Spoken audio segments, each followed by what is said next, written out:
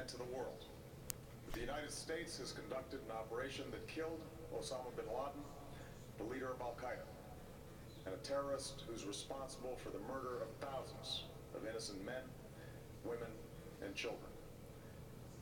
It was nearly 10 years ago that a bright September day was darkened by the worst attack on the American people in our history. The images of 9/11 are seared into our national memory. Hijacked planes cutting through a cloudless September sky, the Twin Towers collapsing to the ground, black smoke billowing up from the Pentagon, the wreckage of Flight 93 in Shanksville, Pennsylvania, where the actions of heroic citizens saved even more heartbreak and destruction. And yet we know that the worst images are those that were unseen to the world.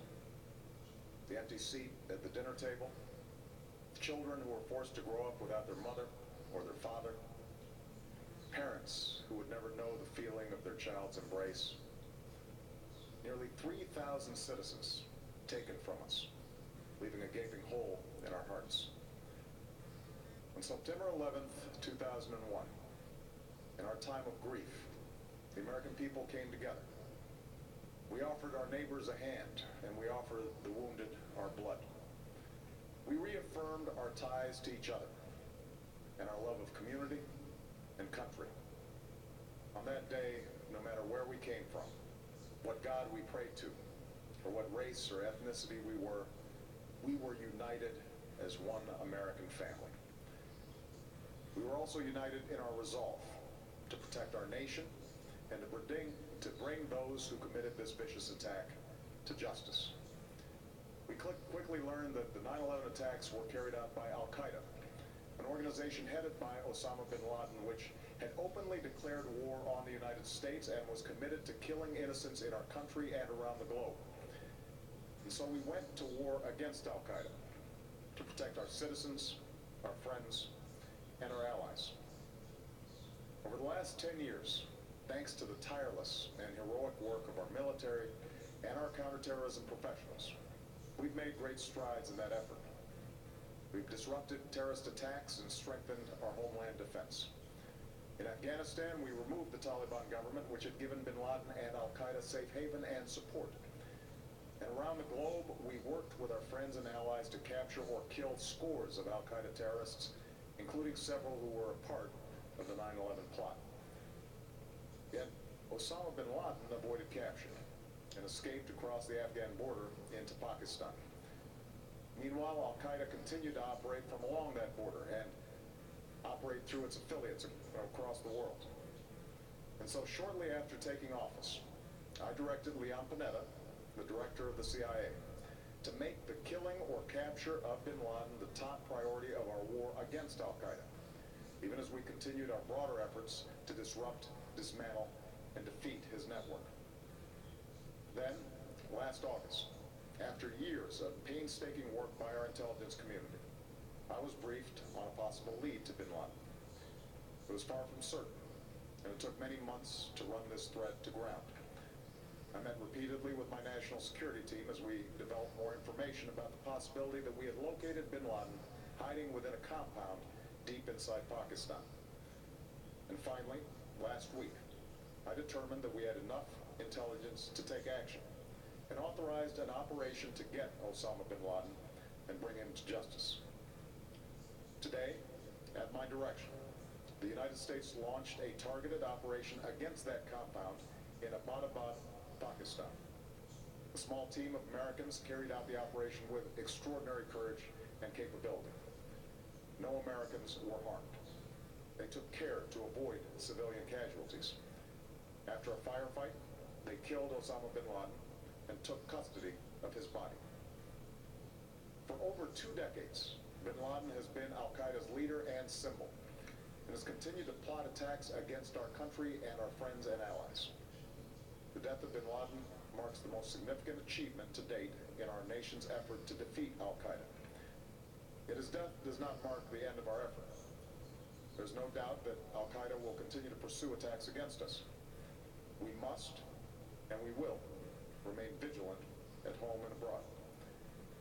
As we do, we must also reaffirm that the United States is not and never will be at war with Islam. I've made clear, just as President Bush did shortly after 9/11, that our war is not against Islam. Bin Laden was not a Muslim leader. He was a mass murderer of Muslims. Indeed, Al-Qaeda has slaughtered scores of Muslims in many countries, including our own. So his demise should be welcomed by all who believe in peace and human dignity. Over the years, I've repeatedly made clear that we would take action within Pakistan if we knew where bin Laden was. That is what we've done.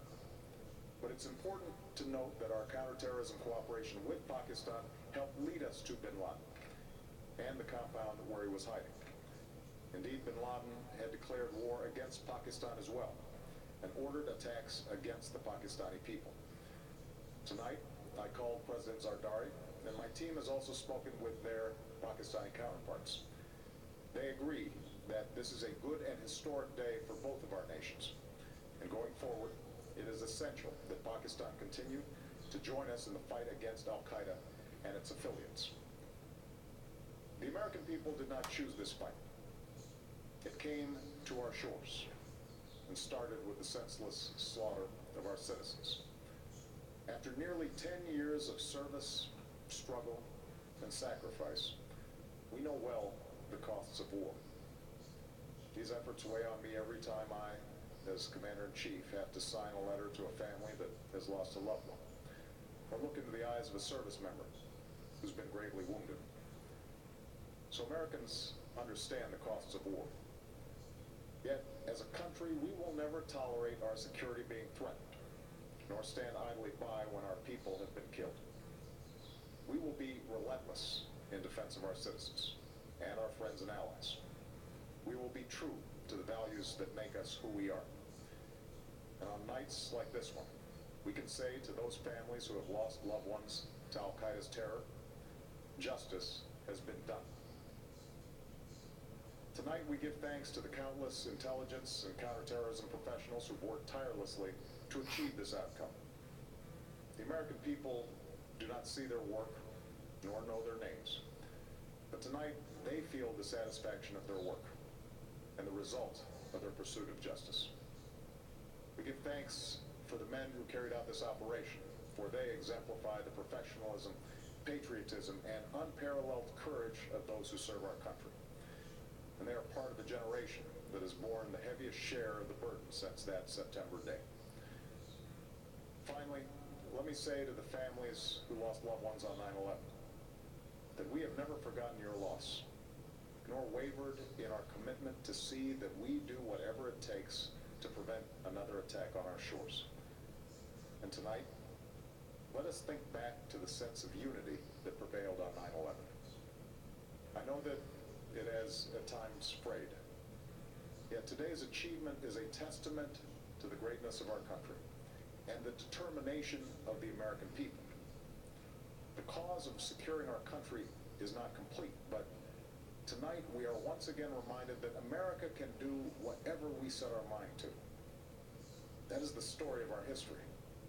Whether it's the pursuit of prosperity for our people, or the struggle for equality for all our citizens, our commitment to stand up for our values abroad, and our sacrifices to make the world a safer place. Let us remember that we can do these things not just because of wealth or power, but because of who we are. One nation, under God, indivisible, with liberty and justice for all. Thank you. May God bless you, and may God bless the United States of America.